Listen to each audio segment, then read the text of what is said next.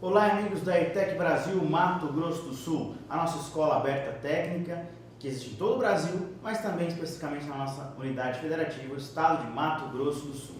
Hoje nós teremos um encontro para falar pura e tão somente do direito administrativo, da nossa disciplina Fundamentos de Direito Administrativo. Meu nome é Sérgio Barros, sou especialista em Direito Público, advogado aqui em Campo Grande e em todo o estado do Mato Grosso do Sul. Estarei com vocês nesse nosso encontro para falar dessa matéria tão importante para você, servidor público, ou que almeja ser servidor público, ou que se relaciona como administrado com o nosso querido poder público. Para que nós possamos adentrar a matéria, é imprescindível que tenhamos um conceito inicial de Estado. Eu sei que você já viu essa matéria, mas nós vamos relembrar um pouquinho aqui alguns conceitos básicos que nos vão potencializar o nosso trabalho doravante na matéria de Fundamentos de Direito Administrativo. A primeira coisa é lembrar o conceito de Estado. Se pegar na Constituição, está escrito que o Brasil é um Estado democrático de direito. Ou seja, para que eu tenha um Estado, eu preciso ter primeiro gente. Tá? Via de regra, tem que ter gente, povo. Esse povo deve estar delimitado segundo um território. Ou seja, tem que ter um espaço onde ele vive, onde ele não só reside, mas também estabelece seu sistema de regras, sistema normativo, de proclamação e defesa dos direitos fundamentais. E, por conta disso, exerce, nesse espaço, o seu governo, o seu poder soberano. Então, basicamente, a ideia de Estado é essa. Tudo isso, nós vivemos em sociedade, no formato de Estado, povo delimitado no território, que exerce o seu poder soberano estabelecendo regras e um governo. Tudo isso para quê? E se autogovernando para quê? Para que alcance aquilo que almeja, que é o bem comum. Além disso, vamos lembrar um pouquinho da nossa forma de Estado, ou seja, para que nós possamos atingir esse bem comum, nós estabelecemos a República como nossa forma de Estado. Nela nós temos a chamada pluralidade de funções: legislativo, executivo, judiciário, Ministério Público fiscalizando os três poderes e outras entidades que vão lutar para que esse bem comum estabelecido nas regras deste povo seja realmente atingido. Diferentemente do sistema monárquico, da monarquia, onde eu tenho unipessoalidade de funções. O monarca, o rei, o regente, o imperador, concentra em si todas as funções. Além disso, tem também a diferença da vitaliciedade na monarquia, ou seja, o cara vai reger aquele estado até morrer, enquanto que no nosso modelo nós temos a temporalidade. De 4 em 4 anos elegemos nossos chefes do executivo federal e estadual. Também de 4 em 4 anos o municipal, mas intercalando-se de 2 em 2 anos entre uma e outra escolha. Também temos na monarquia a hereditariedade, o poder passa de pai para filho, enquanto que no nosso modelo republicano nós temos a eletividade, ou seja, a possibilidade de escolha dos nossos representantes. E para fechar essa diferenciação, que é muito importante para a gente, nós temos na monarquia a irresponsabilidade, ou seja, o regente não responde por nenhum dos seus atos. Diferentemente da República, que é o nosso modelo, repito, onde há responsabilidade do agente público, que é inclusive o tema do nosso 5º capítulo, responsabilidade civil, penal e administrativa dos agentes públicos. Uma outra questão também que é muito importante é a forma de governo, porque ela vai mostrar como é que esse poder vai se organizar nesse Estado. Nós temos 2 grandes regimes, que é o parlamentarismo e o presidencialismo. No parlamentarismo, nós temos chefe de governo e chefe de Estado concentrados em pessoas diferentes. Um exemplo muito claro desse parlamentarismo é a Inglaterra, onde nós temos um legislador que exerce o papel de presidente, de chefe do executivo. E a rainha da Inglaterra exerce o poder de chefe de Estado, ou seja, para fora. Representa a nação fora do seu país, enquanto que o chefe do executivo governa a nação intramuros. Você deve ter ouvido falar naquela expressão, não quero ser rainha da Inglaterra. Por quê? Porque, na verdade, como o chefe do executivo é quem movimenta a máquina pública, a rainha da Inglaterra quase não tem mais poder. Então, quando se fala que não quer, esse jargão significa o quê? Que você, que não quer ser mais rainha da Inglaterra, não quer mais o quê? Não quer um título, não quer os louros por nada, que não representam quase nada politicamente. Você quer ter poder de decisão, quer ser ouvido, quer ter voz, e isso já não cabe mais no parlamentarismo inglês. Diferentemente desse regime, nós temos o nosso brasileiro tupiniquim, que é o regime de presidencialismo, onde as chefias estão concentradas nas pessoas do chefe do executivo. A nossa chefe do executivo, ela é, ao mesmo tempo, chefe do executivo, ou seja, governa o nosso país e nos representa internacionalmente. Ela é chefe de Estado e chefe de governo.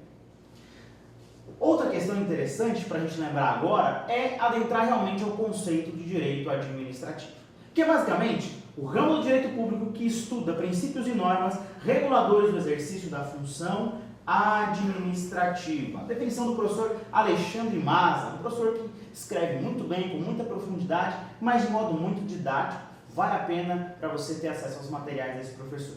E ele vai dizer que é o ramo do direito público que vai regular a função administrativa, ou seja, todo o exercício do poder público que almeja, em todas as suas ações, ou deveria almejar, o bem comum, o bem para todo mundo. Se nós falamos que o direito administrativo é o ramo do direito que através dos seus princípios e normas, regula a função administrativa, nós precisamos estudar então quais são os princípios e quais são as regras e qual a diferença entre esses dois conceitos, esses dois verbetes, essas duas palavras, princípios e normas. Vamos lá então aos princípios do direito administrativo, que está lá na sua aula 3.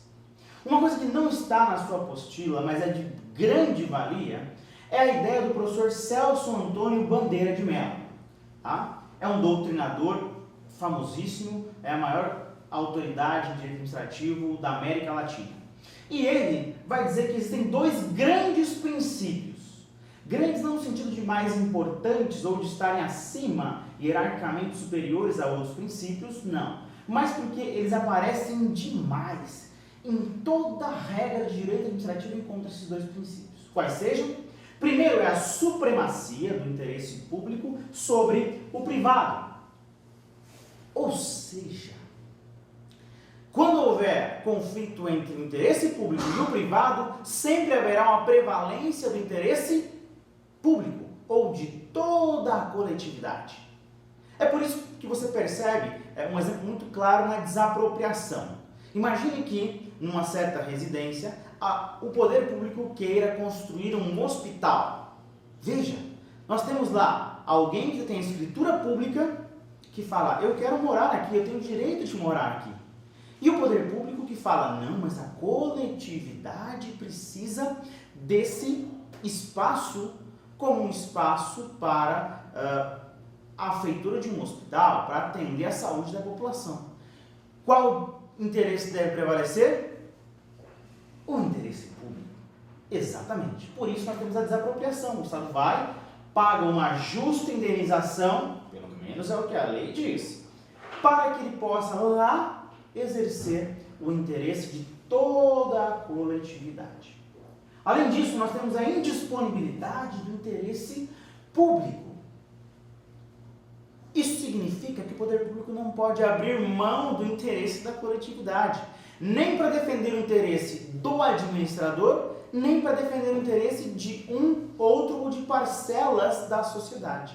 Não, o interesse de toda a população deve ser exercido e jamais deve-se abrir mão desse interesse da coletividade. Além disso, nós temos princípios chamados expressos na Constituição Federal, lá no artigo 37, caput. Professor, caput, isso é uma palavra latina que significa cabeça. Ou seja, quando aparece na Constituição artigo 37, ponto, aquela descrição é o caput. é a cabeça, o começo, a parte mais importante daquele dispositivo constitucional, ou legal, ou infraconstitucional. Tudo bem? Então, olha só, ela vai dizer que os princípios expressos da Constituição Federal são, na Constituição Federal, a respeito do direito administrativo e da função administrativa, são legalidade, impessoalidade, moralidade, publicidade e eficiência. Os doutrinadores do direito criaram uma regra mnemônica ou um acróstico, meu Deus, que palavrão é esse? Criaram uma palavrinha com todos os conceitos, significa basicamente isso. Legalidade eu pego L, impessoalidade eu pego M, moralidade eu pego, impessoalidade eu pego o I, moralidade eu pego o M, publicidade o P e eficiência o E, e forma a palavrinha, a regra mnemônica LIMP. Lembrando que o princípio da eficiência está com a cor amarela aqui no slide, não é verdade? Sim. E aí vale uma certa colaboração interessantíssima para a gente entender a função administrativa. O princípio da eficiência não estava na Constituição de modo original. O artigo 37, se você pegar uma Constituição antiga, antes da década de 90, lá atrás, para a primeira Constituição, você não vai encontrar eficiência. Por quê? Porque ela veio numa emenda constitucional de número 19 para dar ao Estado algumas regras de administração de empresas adaptadas ao Estado. E ele significa basicamente fazer mais sem gastar tanto, gastando o mínimo possível. A gente vai entender um pouquinho melhor esse princípio um pouco mais para frente. Vamos destrinchar cada um desses princípios rapidamente? Legalidade, pessoal, é tudo aquilo que não for permitido é proibido. Ou seja, o poder público deve agir rigorosamente de acordo com a lei. E mesmo os atos chamados discricionários, ou seja, onde há uma liberdade de atuação, essa liberdade ela é perfeitamente descrita pela lei. Professor, não entendi muito bem. Calma.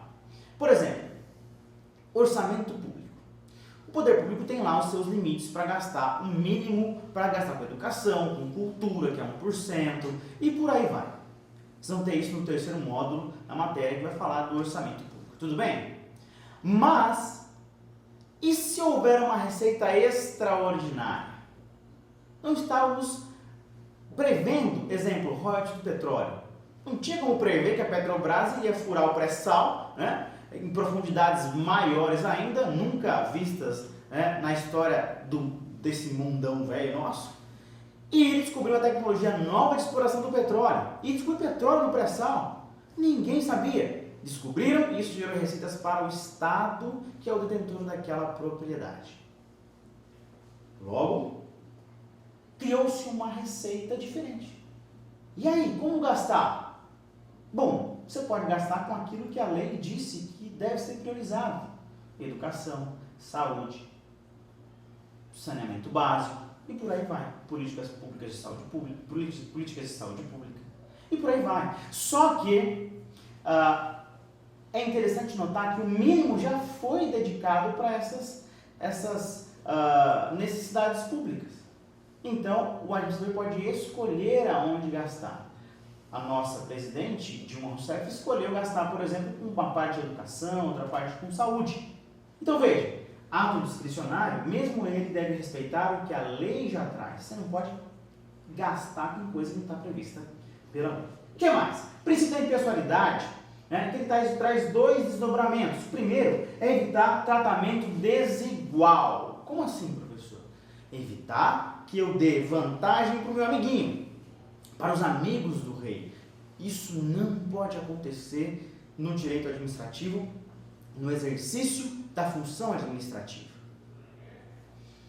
Uma outra ideia, que é muito interessante, vai girar em torno da presença do agente público. O servidor público, ele se apresenta lá, cara crachá para te atender, e ele é o poder público em pessoa. Porque o governo não fala, o governo não dorme, o governo não cumpre determinações. Quem o faz são os seus agentes em seu nome.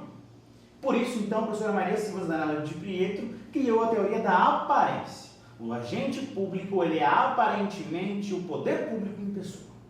Tudo bem? Por isso, quando ele erra, a responsabilidade vai recair primeiro sobre o Estado e depois vai poder acionar esse agente público que agiu incorretamente. Outro princípio é o da moralidade, que vem a trazer a ideia de ética, né? De boa-fé, de probidade no serviço público. Então não é só cumprir a lei, é cumprir a lei de modo ético, de modo probo, né? E jamais com motivos espúrios ou ocultos. O que é isso, professor? Motivo oculto ou espúrio? Você já deve ter ouvido falar ou visto alguma coisa parecida com o que eu vou te dizer agora. Quando ocorre uma mudança de governo, aí vem um novo governador, um novo prefeito, enfim, um novo chefe do executivo e passa a perseguir o seu desafeto político. E ele vai, por exemplo, desapropria ele, fala, eu quero construir um hospital na sua casa. Ora, é claro que ele está usando um ato que é legal, mas travestido por um interesse político de perseguição. Nesse caso, o princípio da moralidade vai anular o ato e torná-lo inexistente. Por quê? Porque eu não posso só cumprir a lei, eu tenho que cumprir a lei com boa fé, com probidade. Tudo bem? O que mais? Outro princípio extremamente importante é o da publicidade. Tá? Por que isso? Porque nós vivemos numa república, chamada República Federativa do Brasil. República vem do latim res, pública, coisa pública. Você fala, professor, o que isso significa? Que coisa é essa? Calma, amigo. Coisa é tudo que se refere ao Brasil. Os bens, as normas, os direitos, a propriedade pública, tudo que se refere ao Brasil é de titularidade, de propriedade do seu povo, de mais ninguém. Então, quando alguém, mesmo os nossos representantes democraticamente eleitos, quando eles fazem alguma coisa com o nosso patrimônio, com os nossos direitos, com os nossos bens, com qualquer coisa que se vira ao nosso patrimônio, ele deve publicar. Por quê? Para dar conhecimento ao dono daquele bem, daquele direito. Por isso, então, a publicidade é um princípio de direito administrativo. Serve para que se preste contas ao titular, povo, dos bens e direitos gestados pela administração pública. E mais, aquilo que foi publicado vincula o poder público, ele tem que cumprir aquilo que ele disse que ia cumprir. Então, é um instrumento excelente para que a gente possa entender a função administrativa e também operacionalizá-la. Tudo bem? Além disso, eu tenho o princípio da eficiência, que significa fazer mais e da forma menos gravosa ao administrado. Ou seja, não só cumprir a lei, não só cumprir a lei de modo impessoal, sem favorecer um amiguinho ou outro, não só cumprir a lei de modo probo, cheio de boa fé, de boa intenção, mas também cumprir a lei não só publicando aquilo, dando conhecimento ao povo, mas cumprir essa lei de modo menos gravoso, gastando menos o erário público. Se desrespeitar quaisquer um desses princípios, o ato é nulo. Esse é o princípio da eficiência, fazer mais por menos, fazer mais e melhor, gastando cada vez menos. Como disse para vocês na introdução dessa aula de princípios, esse princípio ele veio para trazer um resultado efetivo dos atos do poder público. E, lembrando, era uma adaptação dos princípios gerenciais de gestão privada para o poder público.